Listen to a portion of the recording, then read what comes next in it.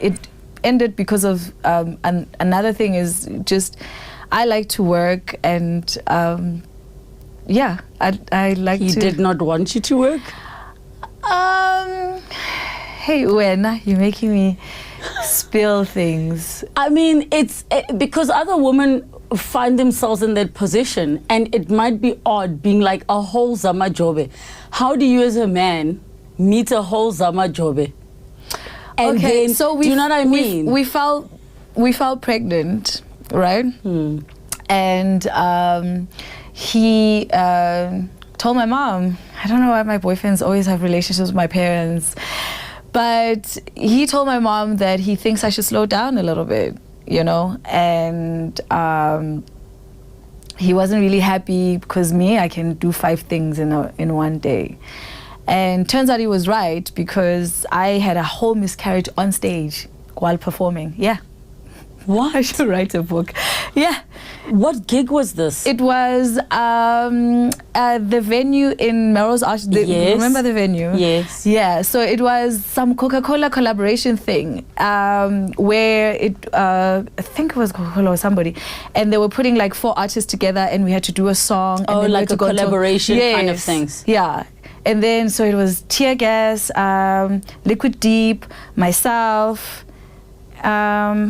It was all groups, and I was the only solo artist. So that gig, again, whenever I'm part of a project or a production, I was doing so much. I was writing the song and kind of producing the song, but Christos was really the main producer, but I was kind of like everybody arranging their parts and doing all of that.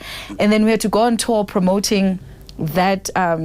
I don't remember what Coca-Cola was doing then, and I was singing the hook, I was singing most of the verses as well, and most of the other groups were like rappers, and Liquid Deep were the only kind of vocal like myself. And then we had a finale gig at the venue at Melrose Arch after the tours in the country.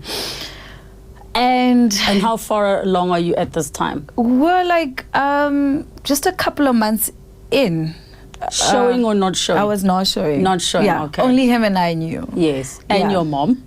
And his parents. Okay, yes. And the parents, yes. And the parents. And I think that's why he started being like full blown with my daughter as well, because he was like, okay, I need to take the load off of her.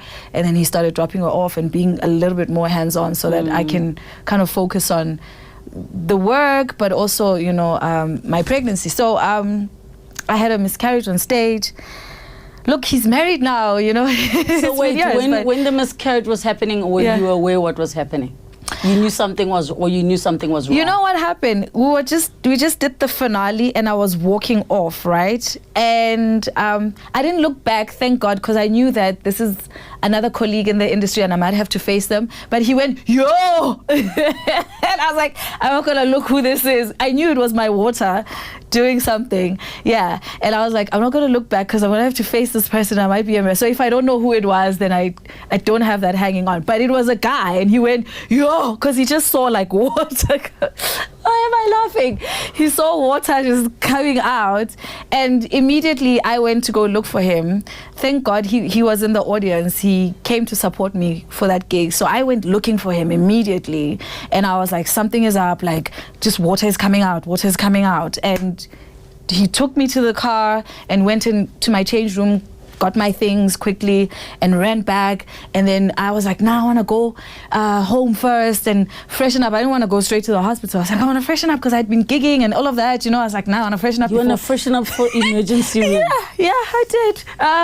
So I get home and I jump. Pregnancy brain.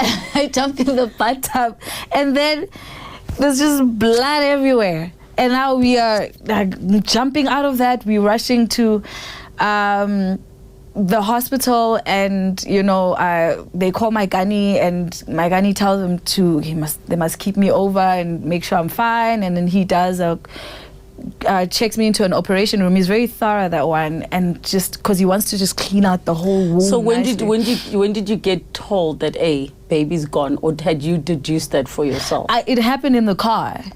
Like I literally could feel it coming out, and I said to him, "Oh my God, he's child is coming out. I can feel it now, you know, because the first stage was the water, and then the blood, and then him, the child was a him. And so by the time I got to the hospital, I could already feel that it was just coming out. And and we came back home after that, and we took 5 days off. He took 5 days off of work, and he was devastated, like really just red in his face and whatever. I didn't even know he had wanted the child that much. And that's when things just went down the drain. So for me, I thought we had a conversation where like it was like, okay, listen, I didn't even think we really wanted this. It just kind of happened, but now can we plan for it? We talked about it. I'm really sorry. I even kind of apologized about not listening to him, because he had said, I'm taking on too much. He even called my mom and said, Zama's taking on too much. And for me, I was like, I can handle it. Turns out my body couldn't. And do you blame yourself then for that? I think, because you said you apologized. So I'm like, what are you apologizing for? Because he had he was always concerned about that, and I think I wasn't listening, and he ended up, like I said, having a conversation with my mom about that. But I'm just so used to moving and working and doing, like, I wasn't even thinking about that. I just told myself, once I get big, then I'll slow down.